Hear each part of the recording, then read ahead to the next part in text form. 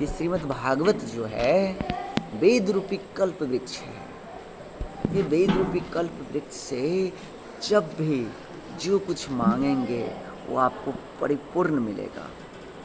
ये एक परिपक्व फल है, रसदार फल है।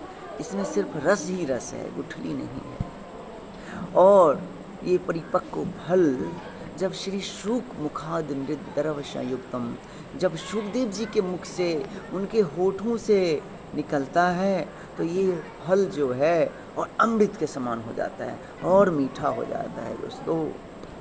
इसीलिए हर हमेशा कभी भी जहाँ भी रहें, जैसे भी रहें, जिस अवस्था में भी रहें, सदा सेव्या श्रीमद् भागवत का श्लोक, उनका भावार्थ, उनका कथा अपने मन में स्मरण करते रहें। आपका जीवन धन्य हो जाएगा। राधे राधे।